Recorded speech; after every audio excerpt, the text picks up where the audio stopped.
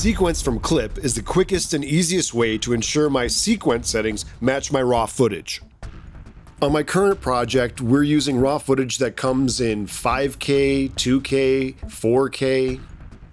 If you're making a sequence from scratch, there's just so many different cameras and resolutions and frame rates, you could easily make a mistake.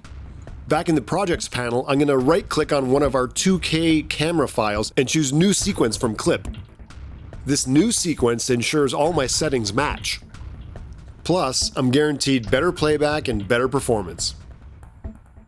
So use this quick tip to guarantee that all your settings match. That's it for today. We'll see you next time.